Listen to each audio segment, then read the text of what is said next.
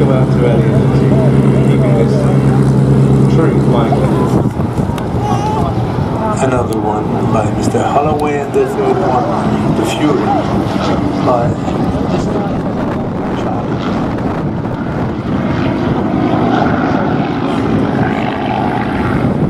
This really comes from a different era.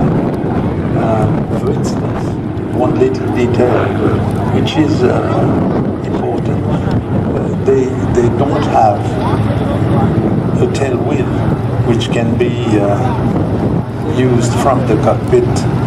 They have a skid, and at the time when and they have no brakes as we know them today, which means that at the time when you were flying a military aircraft, it was considered normal to land on grass and use a skid at the end of the fuselage to brake you, to cut your speed, and you used it as a grip on the grass. And the engines were already in their architecture. They were already quite up to date with what would become the standard military engine for Spitfires and Hurricanes and Mosquitoes, for instance, which is the V12 configuration. But they were still biplanes, open cockpit biplanes. At the time, pilots said that to fly well, you have to feel the wind on your face, hence only a small windshield in front of you and no glass cockpit, no enclosure around you.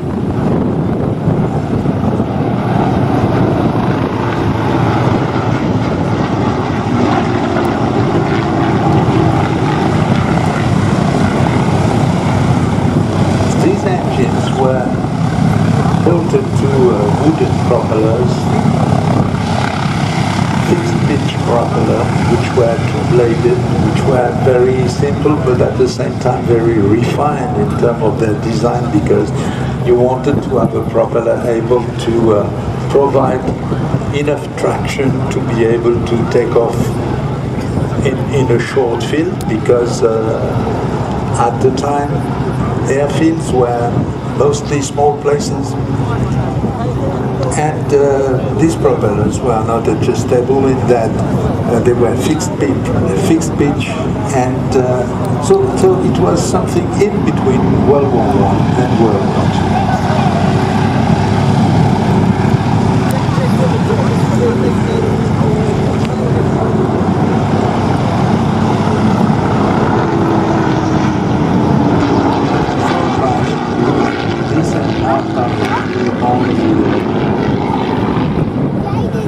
Most interesting to fly, interesting and at the same time terrifying, because what is going to become the norm in terms of cockpit, closed cockpit, where the state of the art in between 1927 and 1932 or 3.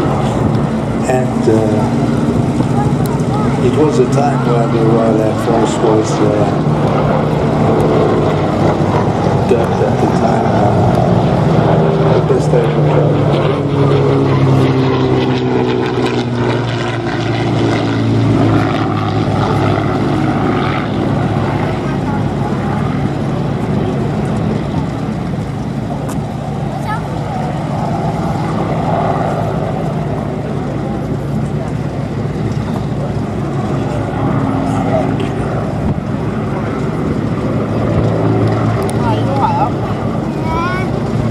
Technically, they're very complicated in terms of structure.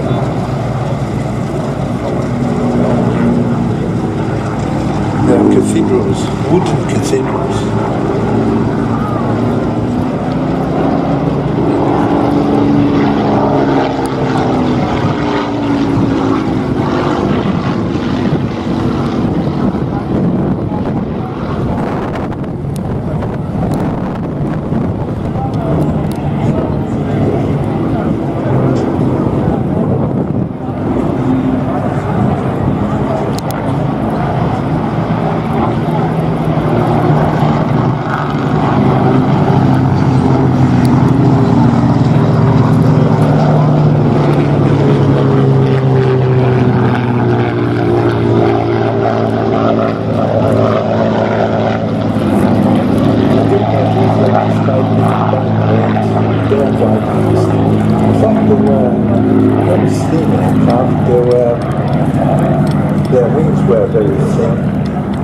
which is not the best thing for flying at low speed, but due to their lightweight, they were able to be flown in and out small airfields.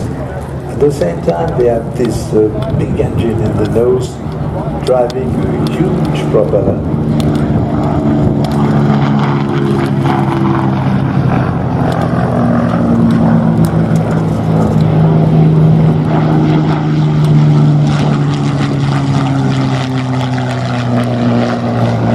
Even their biplanes are absolutely elegant.